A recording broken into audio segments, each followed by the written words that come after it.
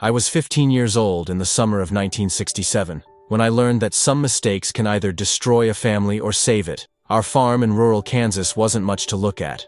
160 acres of wheat and corn that my grandfather had been working since he came back from World War II.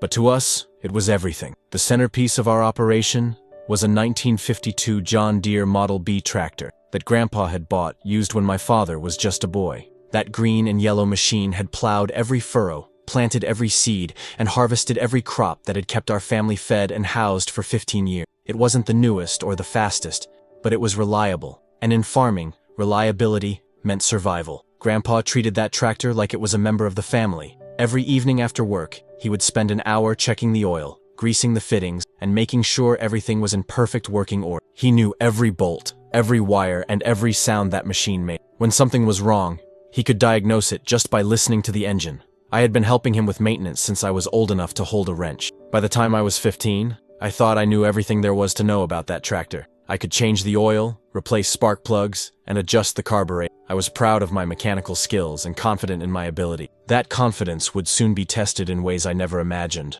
Our farm was struggling that summer. The previous year's drought had hurt our yields, and we were behind on equipment payments.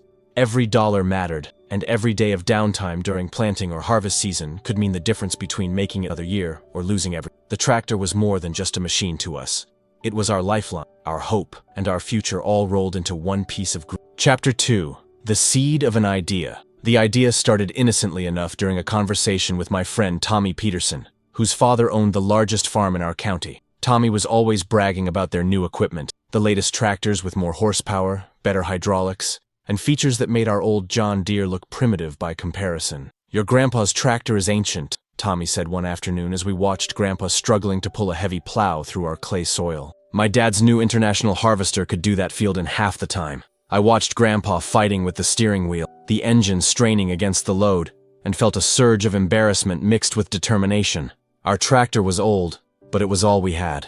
There had to be a way to make it work better, to squeeze more power out of that faithful engine. That night, I lay in bed thinking about the conversation. I'd been reading Popular Mechanics magazine religiously, studying articles about engine modifications and performance improvements.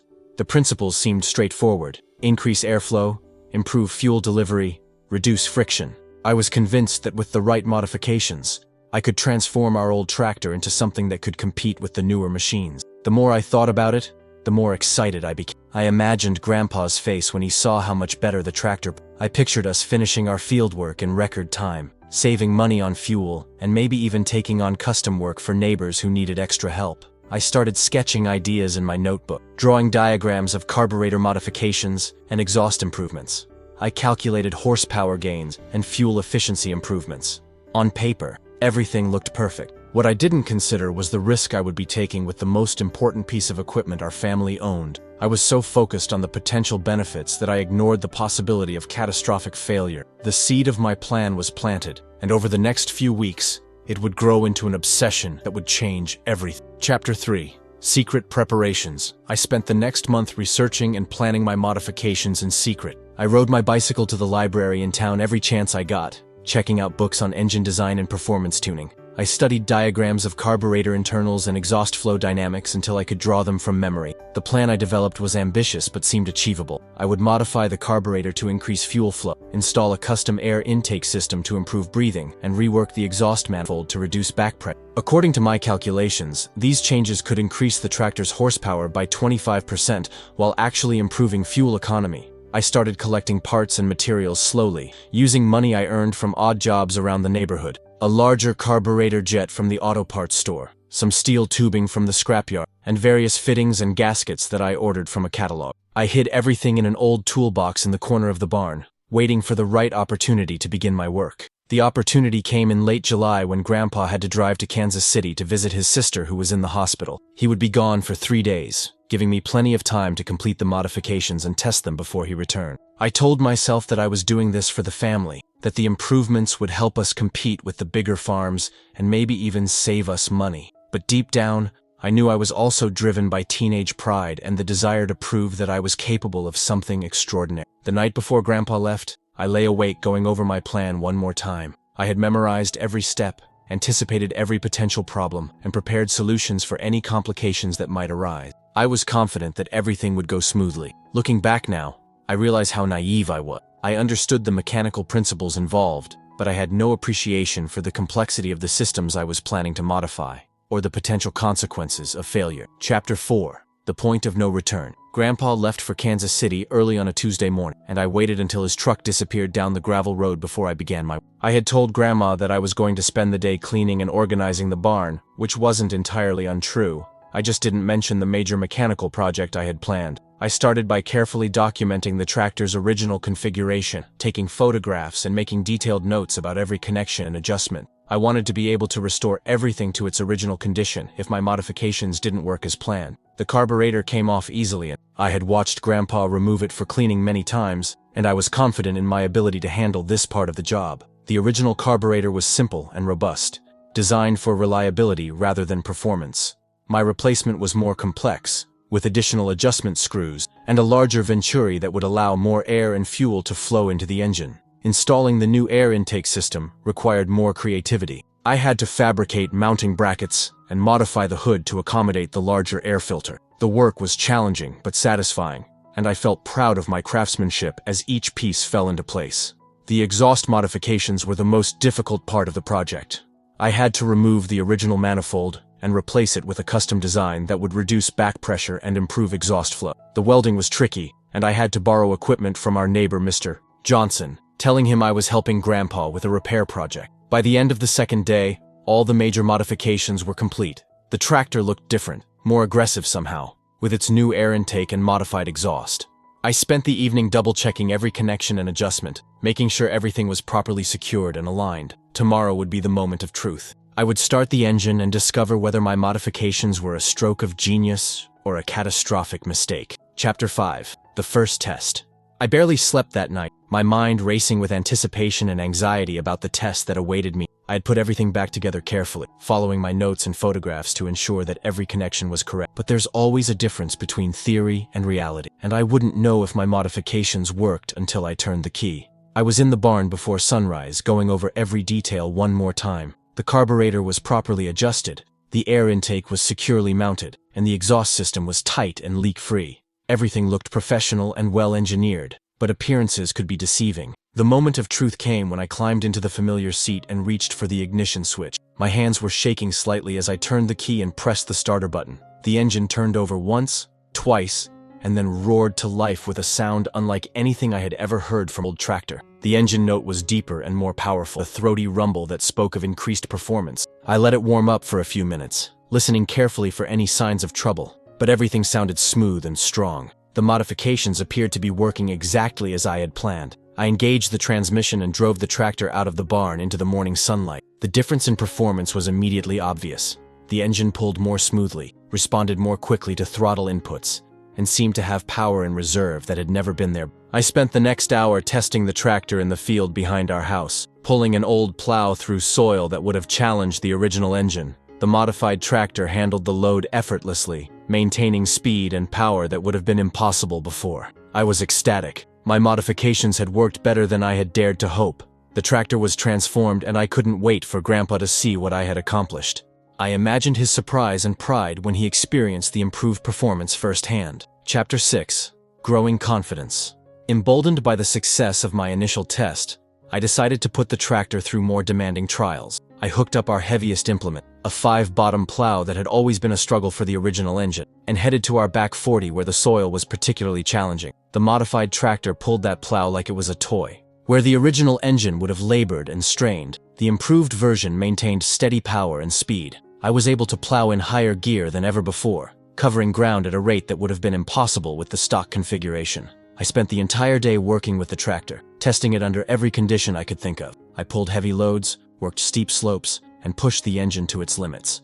Everything performed flawlessly, and my confidence grew with each successful test. By evening, I had plowed more ground in one day than Grandpa and I typically covered in 3 days with the original setup. The fuel consumption was actually lower than before, despite the increased power output. My modifications had exceeded every expectation I had set for them. I carefully cleaned and serviced the tractor before putting it away for the night, checking oil levels and looking for any signs of stress or wear.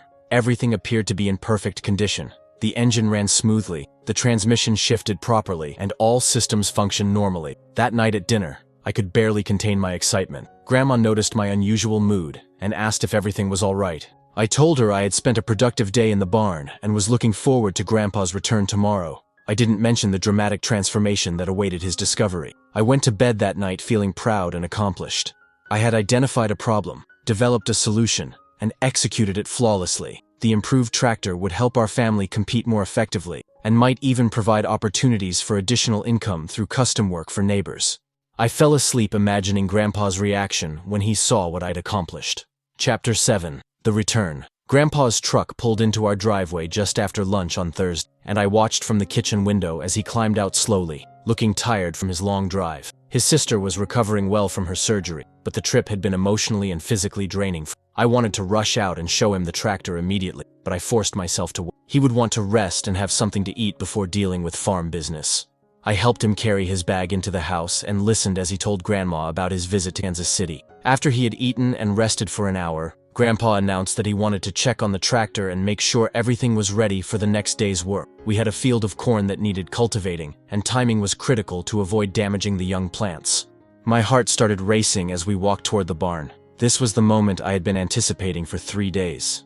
I tried to act casual, but I could feel nervous energy building inside me as we approached the doors. Grandpa pulled open the barn doors and stepped inside, his eyes automatically going to the tractor's parking spot. For a moment, he didn't seem to notice anything unusual. Then his gaze focused on the machine, and I watched his expression change from casual interest to confusion to complete shock. He froze completely, his body going rigid as he stared at the tractor. The color drained from his weathered face, and his mouth fell open slightly. For what felt like an eternity, he didn't move or speak. He just stood there, taking in the sight of his beloved tractor transformed beyond recognition. The silence stretched between us, heavy with implications I was only beginning to understand. I had expected surprise, maybe even excitement. I hadn't anticipated this look of shock and what might have been horror. "Grandpa?" I said quietly, my voice barely above a whisper. He didn't respond. He just continued staring at the tractor, as if he couldn't believe what he was seeing. Chapter 8. The Confrontation. Finally, Grandpa found his voice, though it came out as barely more than a whisper. "What did you do?" The question hung in the air between us, loaded with implications that I was only beginning to grasp. I had expected him to be impressed, maybe even proud of my initiative and skill. Instead, he looked like he was staring at a disaster. "I improved it," I said, trying to inject confidence into my voice. "I increased the horsepower and improved the fuel efficiency. It's running better than it ever has." Grandpa walked slowly around the tractor, examining each modification with the careful attention of someone assessing damage after a storm. He touched the new air intake, studied the modified exhaust, and peered closely at the carburetor installation. "You took apart the carburetor," he said, "and it wasn't a question. I replaced it with a better one," I explained. "The old one was limiting the engine's potential. This new setup allows for much better airflow and fuel delivery." He continued his inspection in silence, and I began to realize that his reaction wasn't what I had hoped for. The pride and excitement I had expected to see in his eyes was replaced by something that looked more like fear. "You have any idea what you've done?" he asked finally, turning to face me directly. "I've made our tractor more competitive," I replied, though my confidence was beginning to waver. "It can do the work of a much newer machine now." Grandpa shook his head slowly. "That tractor is the only thing standing between us and losing this farm. It's not just a machine. It's our livelihood, our security, our future. And you experimented on it like it was a toy." The weight of his words hit me like a physical blow. I had been so focused on the technical challenge and the potential benefits that I hadn't fully considered the risk I was taking with our family's most critical asset. "But it works," I protested. "I tested it extensively. It's running better than ever. For now," Grandpa said. "But what happens when something fails? What happens when one of your modifications breaks down during harvest season?" Chapter 9. Understanding the Stakes. Grandpa sat down heavily on a hay bale, suddenly looking older than his 62 years. The weight of responsibility that he carried for our family's survival was visible in his posture and expression. I began to understand that my modifications represented more than just mechanical changes. They were a threat to the stability and security that he had worked decades to build. "Son," he said quietly, "let me explain something to you about farming. We live on the edge of disaster every single day. Weather, markets, equipment failure. Any one of those things can destroy us.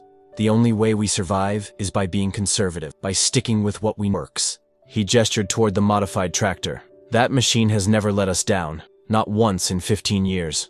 I know every sound it makes, every quirk it has, every repair it might need. I can fix anything that goes wrong with it using parts I can afford and tools I already own. I started to speak, but he held up his hand to stop me. Now you've turned it into something I don't understand. You've added complexity and potential failure points. You've used parts and systems that I can't service or replace. You've taken our most reliable asset and made it into an unknown quantity. The full magnitude of what I had done was beginning to sink in. I had been so focused on the potential benefits that I hadn't considered the risks from Grandpa's perspective. To him, reliability was more important than performance, and predictability was more valuable than power. "I'm sorry," I said, and I thought I was helping. Grandpa looked at me with a mixture of disappointment and understanding. "I know you did, and maybe your modifications will work out fine, but you should have talked to me first. This decision affects our whole family, not just you." We sat in silence for several minutes, both of us contemplating the implications of what had happened. I felt ashamed of my presumption and worried about the consequences of my actions. "What do we do now?" Grandpa stood up and walked back to the tractor, studying it with the practiced eye of someone who had spent his life working with machinery. Chapter 10. The Test of Truth. "Well," Grandpa said finally, "I guess we need to see if your modifications actually work under real conditions. We've got that cornfield that needs cultivating, and we can't afford to wait any longer." His tone was resigned rather than enthusiastic, but I felt a surge of hope. At least he was willing to give my work a chance rather than demanding that I restore everything to its original condition immediately. We spent the next hour going over every modification I had made. I explained my reasoning for each change, showed him the parts I had used, and demonstrated how everything was connected. Grandpa listened carefully, asking technical questions that revealed his deep understanding of mechanical systems. "The theory is sound," he admitted grudgingly, "and the workmanship looks professional. But theory and practice are two different things, especially when you're dealing with equipment that has to work reliably under harsh conditions." We hooked up the cultivator and headed to the cornfield, where 40 acres of young plants waited for attention. The timing was critical. Too early and we might damage the corn, too late and the weeds would get ahead of us. I climbed into the driver's seat while Grandpa walked alongside, watching and listening as the modified engine pulled the cultivator through the field. The performance was everything I had hoped for: smooth, powerful, and efficient. We covered ground at a pace that would have been impossible with the original configuration. After the first pass across the field, Grandpa climbed up onto the tractor beside me. "Let me drive for a while," he said. I moved over to the fender seat and watched as Grandpa tested the tractor's responses. He varied the throttle, shifted gears, and put the engine through a series of tests that revealed his decades of experience with farm equipment. "I have to admit," he said after 20 minutes of driving, "this is impressive. The power increase is substantial, and the engine seems to be running smoothly." I felt a surge of pride and maybe my modifications would prove themselves after all. But Grandpa's next words reminded me that one successful test didn't guarantee long-term reliability. Chapter 11. Proving Ground. We spent the entire afternoon cultivating that cornfield, and the modified tractor performed flawlessly. What should have been a 2-day job was completed in a single afternoon, with fuel consumption that was actually lower than we had experienced with the original engine configuration. Grandpa's initial skepticism began to give way to cautious optimism as the hours passed without any problem. The engine ran smoothly, the modifications held up under load, and the improved performance was undeniable. "I still think you should have asked permission first," he said as we headed back to the barn at the end of the day. "But I have to admit that your work is impressive. You've managed to improve on a design that I thought was already optimized." Over the next 2 weeks, we put the tractor through every test we could think of. We plowed, disked, planted, and cultivated. We pulled heavy loads up steep hills and worked in muddy conditions that would have challenged any machine. The modified tractor handled everything we threw at it with power and reliability that exceeded our expectations. Word of the improvements spread to our neighbors, who were amazed by the transformation of our old John Deere. Several farmers asked if I would consider making similar modifications to their equipment, offering to pay well for the work. Grandpa was initially hesitant about the idea of me working on other people's tractors, but the potential income was too attractive to ignore. We were still struggling financially, and the extra money could make a significant difference in our ability to keep the farm. "If you're going to do this," Grandpa said, "you need to be absolutely certain that your modifications are reliable. Other people's livelihoods will depend on your work, just like ours depends on this tractor." I understood the responsibility he was placing on, and I took it seriously. I spent hours documenting my procedures, creating detailed instructions that would allow other mechanics to service the modified engines, and establishing relationships with parts suppliers who could provide the specialized components. The success of my modifications had transformed me from a teenager playing with machinery into a young businessman with a valuable skill. Chapter 12. Unexpected consequences. The success of my tractor modifications led to opportunities I had never imagined. Within a month, I had contracts to modify 6 tractors for neighboring farmers, and word was spreading throughout the county about the young mechanic who could transform old equipment into high-performance machines.